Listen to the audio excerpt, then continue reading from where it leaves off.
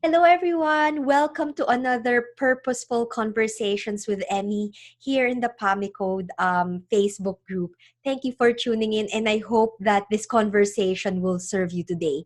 Our very special guest today is a transformation coach, and we're going to talk about several strategies that you can use to transform your life. Maybe you're stuck in a rut, or maybe you started with good intentions at the start of the year and maybe you're falling back into old habits. Like, how do you sustain that change if you're actually serious about changing your life? So without further ado, let's all welcome Marilyn Devonish. Hi Marilyn, good morning. Oh, good morning, and thank you for the invitation. Lovely to be here. Well, we're very excited to hear what you have to say because I've been looking through your business page and you're all about transformation and helping people to change their lives. What prompted you to do this? What's your purpose? Why are you doing this? Well, it actually started off as a bit of an accident. I was studying to be a chartered accountant, but I was very quiet and very shy. And I realized very quickly, well, one of the reasons I was going to be an accountant is I thought I didn't have to talk to people. I could just hide behind the numbers and do my job. And I realized pretty quickly when I was doing the ACCA that a good accountant will talk to their clients. I was like, oh no. And so I signed up for what I thought was a communication skills course, and then got all of the course materials through and realized that I'd signed up for NLP. I knew about the NLP, but even though I didn't, neuro-linguistic programming, I didn't really know what it was, but that's what I thought I was going in for. And then I realized I'd also signed up for hypnosis, timeline therapy, and something. You signed up for something. Absolutely. So I actually tried to get a refund, called them up, said this isn't what I signed up for. And they then said, well, look, come to the training, as in you're not getting a refund, but come to the training. If you don't get massive value, you can get a refund at the end. So now I'm really angry because I'm like, this is several £1,000s in cash. It was something like, I think it was something like 2,500 for the first bit and about £4,000 to do. Was it a live in-person thing or online? Yes, it was a live in-person. Oh goodness! Thing. So you're actually investing time and absolutely going there. 7 days of my life commuting back and forth. Yeah. So I arrived, and for the first 3 days, I basically sat at the back of the room.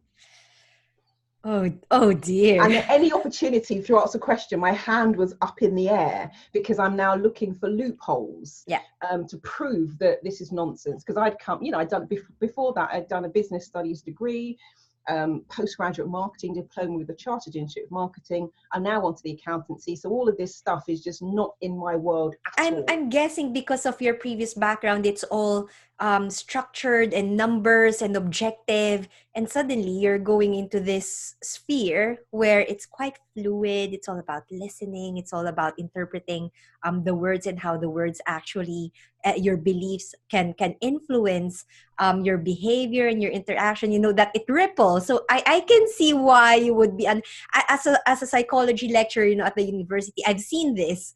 There we have a divide between those who are logical and very scientific. Everything has to be evidence-based and so on. And there are those who are quite open to listening and quite open to being fluid and flow. And when we teach like qualitative research and discourse and that, all the scientific people are like, it's like, okay, it's part of the training, just be open to learn. It might not be your cup of tea, but you'll find something from it. So that was you. Absolutely. And I must have been a right nuisance. And so we get now to probably about the middle week, probably what was around the Wednesday. And I thought, you know what, if I just sit here at the back with what I call a face like thunder, with my arms folded and just rolling my eyes and just dragging myself into every exercise, they're probably rightly going to say, well, you didn't. Their thing was play full out and play at 100%. I was like, oh, really? And so I thought what they're going to say to me quite rightly is, well, you didn't play full out. You didn't play at 100%. So then I'd forfeit the money anyway. So then I decided, because I was in a bad way at that point, this was in October 2000. Mm-hmm. And in September 2000, I had contemplated committing suicide. Oh. So things were not good in my life. And so I thought, you know what, I've got all of this other stuff going on, which I put to the background and was trying not to think about it while I was there. And that's not a good strategy. Let's just say that up front. Yeah. And so I thought, I've got all these problems, all this stuff going on. My relationship has just broken up. I'm feeling suicidal. I've had some serious health issues. I thought, I'm going to jump in with both feet. I'm going to do everything they ask me to do, and I will prove to you that this is rubbish. Oh And that goodness, you you cannot still have change that someone's thinking. life by just talking to them or taking them up above their timeline. So that was my plan. So I did it, you know, every exercise, I'm like, here's what I want to work on. I just laid it all out there, which was very strange for me because You I'm have a someone who's very plan, but it's quiet. still quite in a defensive mode. Absolutely. And so I thought, I'm just going to give it a go. What have I got to lose? I'm Yeah. already at rock bottom. Mm. And the rest, as they say, is history. I got to the end of that first, it was a 7-day training. Only And I was 7 days. it was Wow. 7 days. And I was just like, I'm already different. I already feel transformed. And that's where the idea of the transformation started to come from. And so I decided then, even though I was supposed to be doing my accountancy studies, because my exams were in the December 2000, and now we're in October, pushing into November, I decided I'd go back and do what you call the master practitioner course, which was 14 days, Yes. because I loved it so much. And at the end of that time, I started thinking, right, well, when I qualify as a chartered accountant, maybe what I'll do is some coaching on the Yeah. side. Yes, yes. Um, Because you're engaging with people already. And you are right, you know, for good accountants to actually click, you have to engage with your clients. And, you know, there's that interaction there, understand the business and so on and so forth, their fears with taxes and things. So yeah, so you went into that and then? but I didn't. This was in, now we're in December, and I did a process where I put a goal in my future timeline, even though I was a bit like, oh, really? And I was very specific. I said I'll be doing coaching, training, and therapy. I'll be working for myself, and I'll be living and breathing this stuff, as in the NLP, hypnosis, timeline therapy, HUNA. And I put that goal in my future timeline. Now, I put it for a year into the future to give me a chance to finish my studies. About a week, 2 weeks later, I called the company up and I says, well, look, I know to see that you use part-time freelance coaches. So if you're ever looking for a life coach or you know, and I was going to then do some executive coaching, please let me know. And they said, well, actually, we've been talking about you in the office. Somebody who runs the room is going back to Australia, Okay. and we were wondering if you'd like the job. Now, what the job meant is I would be one of their coaches. So I'd be doing coaching. And this is what they said. They said, well, you'll be doing coaching, training, and therapy. We need you to run the room. So and also what I said in my timeline goal, I'd be booked 12 months in advance. Now, if anyone is self-employed, you kind of know that's sometimes a little bit tricky. Yeah. So they then said, right, well, if you agree to the job, you'll be running the room, so you'll be managing everything that happens on the NLP practitioner and master practitioner trainings. We need you to put the calendar into your diary 12 months in advance, because when we announce the date, we run those trainings. And so I wasn't really consciously, I was just going, okay, yes, I put all the dates in my diary and and then a friend said to me, she said, oh, we're having an NLP meetup in March. It was 3 months in the future. I said, oh, I can't make it. She said, how do you know? I haven't even told you the date. I said, I already know, my diary's You're booked already for booked. the next year. And that's when I got goosebumps, because she was the person who worked with me on the timeline piece. And I went, oh my God. And then I realized everything that I'd said word for word was exactly what happened. So I went amazing. from, I know nothing about this in October 2000 to starting that job in January 2001. And then in May 2001 did my NLP trainers training and hypnosis trainers training, and then the timeline therapy trainers training. So it wasn't intentional. It really was just, I accidentally signed up. So that's how it all got started. There are no accidents, right? I know. It's almost as if you have this, you have these goals set. And because you are almost aware of that, when the opportunities arise, you are open to it, you embrace it, and you accept it. And that's wonderful to see that unfold, and for it to happen to you, and the rest is history. It just rippled from there. Now, I mean, the thing about the ripples from there, I don't know if you can actually, let me just grab it. Actually grab that as well. Yeah. So that was the logo that I chose, what would be coming up to nearly 20 years ago now, the ripple effect. And it basically appears on everything, because one of the things I realized about this work is that it It ripples. does. It does. And it's the catalyst effect, because there'll be times, I think, and my intention was, once I've done a breakthrough session with someone, which is what I first started out doing, my intention was the changes and benefits of that would ripple throughout people's entire lives. That's how I phrased it. And a few years ago, I got an email from someone. He said, "Hey, Marilyn, I'd like, a friend of mine is looking for an executive coach. I'd like to recommend her." And then he finished, he said, "I've been meaning to contact you." He said, the effects of that one-day breakthrough session we did are still rippling throughout my entire life. And I read it and I thought, I've not spoken to this guy for nearly, I'm sure it's 10 years. It's I the went back and looked at my impact. database, 10 years, and the effects of that one-day breakthrough. And that's when I went back to my logo and went, it worked. It's a ripple. And it Yeah. works.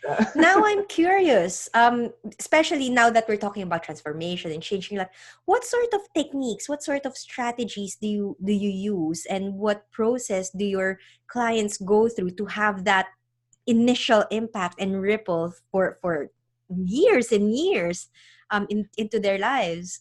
Well, the first thing I would say for the first 9 years I was in practice, because this year will be 20 years, I just used to do a one-day breakthrough session. So you come in the morning, 10 o'clock, we work together all day, bye-bye at 5:30, and that's what this guy did, and all the clients that you kind of see their testimonials on the back of leaflets, etc. And the breakthrough session is the thing that really also opened everything up for me, which is why I then offered them for my clients. So you basically, it's a 3-stroke 4-stage process. First stage is, what's the problem? What's going on, and how do you represent it to yourself? So that's where we're getting into things like you mentioned earlier, the negative emotions, the limiting beliefs, worries, anxieties, You need to be etc. aware of it. Absolutely. And sometimes people are aware of snippets of it, or normally they'll tell you about a significant emotional event. So if you'd said to me, why was I contemplating suicide? The logical part of my brain would have said, well, my partner had an affair and da da da da da, and I just can't cope with life. That's not true. The bit that is probably very pivotal is what happened to me when I was 7 years old. Whoa, When I you was go abused as a child. down Do you that know what I mean? route. But that's Okay. because I was no longer, I didn't think I was thinking about that anymore. I'd push it to one side, and people say, I'll put a lid on it, or oh, the past is the past. It wasn't. So it was a culmination. And then all the stuff with the illness that I was going through. So it's It often a accumulates. build up of things rather than, but we often remember the significant emotional event. So there's getting a sense of, what are we actually dealing with, and what do we need to change and transform, so that the rest of your life then benefits. So that's the first bit. Second stage is, now we know what we're dealing with.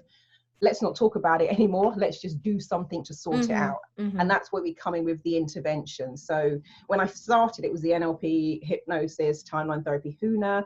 I'm now trained in probably about 20 different modalities. So depending on what would suit the absolutely. So client. whether it's past life regression, future life progression, EFT, DNA theta healing, access consciousness, whatever. It's not just one strategy, but you actually have a toolbox almost. That absolutely, would, because I realized what I do is amazing, and one size doesn't fit all. So now I want to have a bit of flexibility, and my clients just want a result. They're not really, there are things that are favorites that my clients love, like HUNA is always they always want that, and they always want maybe a bit of access consciousness, but it's really, it's like they want a result. What can I take from that toolbox? It's that transformation that people are going for. But I like that you actually do start with being aware of what the problem is, being aware of the challenge, rather than trying to suppress it, and not just scratching the surface. Because for some people, they might, yes, as you've said, pinpoint to one significant event, but not really understanding the underlying beliefs and where those came from. For some self-help gurus, for example, they would say, just crush it, repress it, fight it, get over it. It actually doesn't work that way. You need to be able to understand where it's coming from, so you have more awareness. So when you actually try to intervene and do something about it, you have a more informed decision. You know where it's coming from, and you know what you're handling. So That's Well, I'm looking awesome. at the plant behind you because that's the analogy that I used for many, I still use it to this day. But I say to people when we're doing this work, it's about the root cause. Mm, And it's mm. often things you can't see because they're underneath the surface. We can't see the roots of your plant. We can see the beautiful plant pot that it's in, and we see the stem and the leaves. But if those roots are not good, Mm. and they are what I might call acidic, if we want to put it that way, that is going to impact the entire structure. And so I'm always saying to clients, we want to get to the root cause so that when you pull that out, everything that feeds into it and feeds off of it is also removed. And What? now what you Mm. get is fresh growth. Yes, yes. What would you say to those? I don't know if you experience this in your practice, that some clients are trying to hold back, like they don't actually want to go there because it's too painful, or let's not talk about that, it because it's irrelevant. Ha, well, it's not, otherwise so what do you do with that? How do you manage that? Well, there's a questionnaire on, because I send people a pre-session form that they fill in just to give me an idea. And what it does is it starts bringing things to the surface for people so that by the time we speak, and that's normally now on telephone or Skype in terms of the way I do the sessions, they've got some things coming up for resolution. There's also a section there that says, is there anything you would prefer we don't discuss? And clients can Sure. say yes or no. But also one of the things that I have found is if there's something that needs to come up, it will come up. And I've had a lot of what I call confessionals. So when I first started, the world is a very different place than it was 20 years ago. But I'd often have people sit down, and within like 5-10 minutes, I can tell there's something, there's a big thing, the elephant in the room.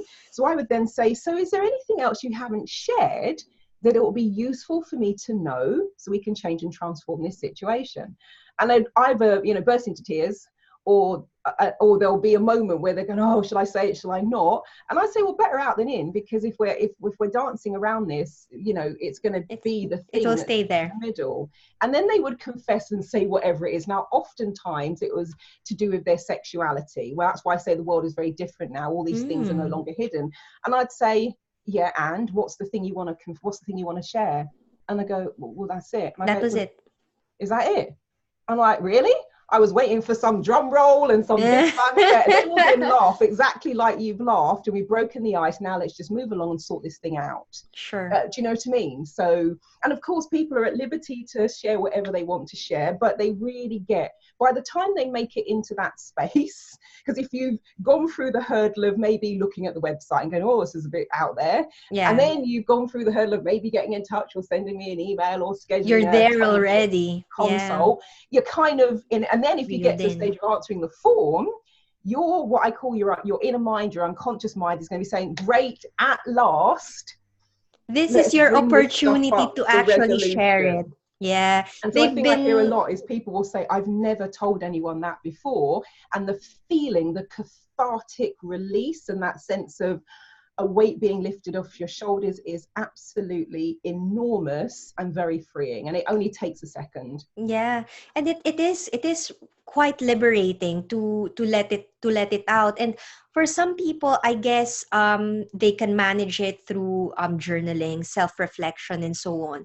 But it certainly helps to share it with another human being, whether it's a friend, a coach, a mentor, to share those secrets, if you like, or those thoughts that you're just holding on to yourself. It can be quite liberating. And some of these thoughts you think are like end of the world, it's like, oh, it's the end of me. And actually having another perspective, like you react like, that's it. It gives it a different perspective, and encourages the person not just to keep it in the head, but actually, get it out and put it into the real world, if that makes any sense. And absolutely. And also, I think one of the biggest things is people realize they're not alone. They're not the only one, because everybody feels like it's unique. And oh my God. And I say, look, if I had £1, or actually give me 100 for every single person that sat down and said something the same or something similar. And thing I hear a lot, particularly with the corporate and executive coaching, is people feel like they're just keeping up.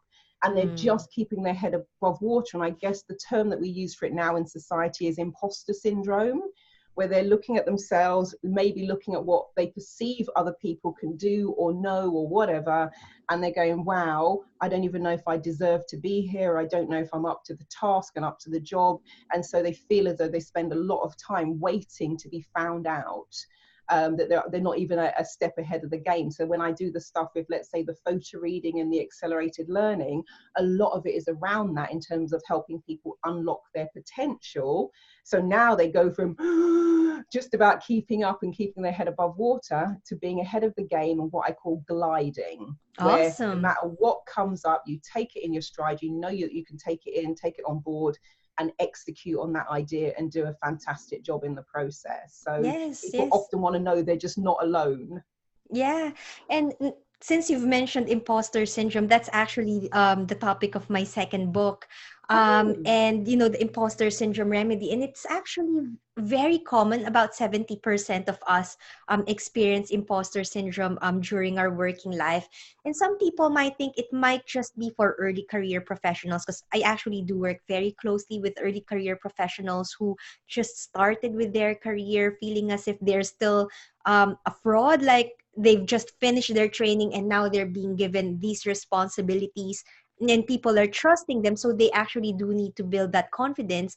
But at the same time, it's not just the early career professionals who experience this. Even those who are at the top of their game, those who are you know, the bosses, you know, the CEOs, those who have achieved so much in their careers, actually experience imposter syndrome even more, because it's almost as if they've been holding on to this lie for so long, that they've fooled everyone that they're good, that everyone's making a big deal and trusting them, but they feel as if they're not worth it. Like they even question, why are they making it, you know, why is it such a big deal? It's not a big deal, when they don't realize that it is probably easy for them because they're actually good at it.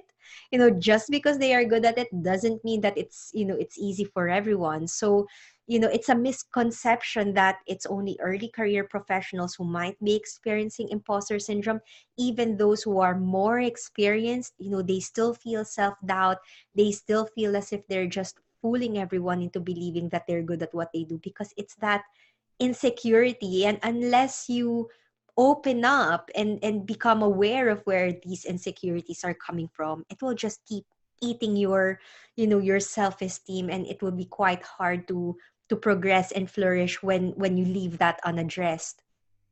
absolutely. And that's so you're at the one end of the scale, I'm at the other, where I'm often speaking to the people who are the managers, the CEOs, or and also the therapeutic background, where they're the trainers and the Mm, trainers. Because I always yeah, say, you know, when you reach the top of that field, who do you speak to? You can't exactly. necessarily speak to your peers or your clients or your students, because they want to know that you're in charge. They don't want Yeah, to know that you're sat there going, oh you're my God, I don't think expected I to can know do this. everything, but you don't. Absolutely. So that's often the people that I'm working with. And you hit the nail on the head, really, coming back to the analogy of the root cause, which is what I'm starting out with.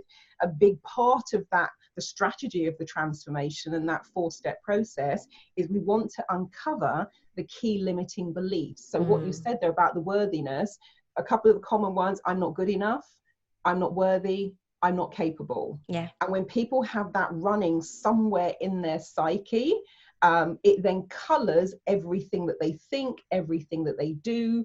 And even if they go for stuff now, it's kind of hard, yeah. because you have to kind of fight with that, or you just don't go for it at all. You just talk yourself out of it. Mm, And so what we want to do is change those limiting beliefs. We want to know what they are. We're now going to do the intervention, where we do something from the toolkit, several things from the toolkit to sort that out. And then once we've done that, we're now saying, great, we now need to put some new strategies in yeah. place, because we Keep want the to create new momentum. habits, new ways of thinking, new neurological patterns, new thoughts and behaviors.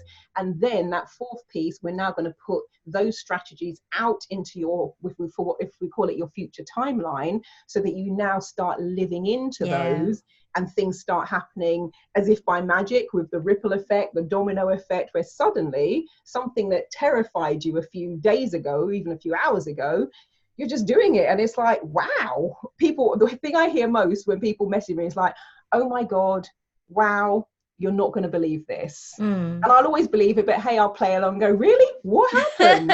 It's the process. It's the process. And it does work because you actually start from the core. You don't try band-aids and just let's solve this and that's it. You're actually going deep. You're understanding the limiting beliefs, understanding the root cause.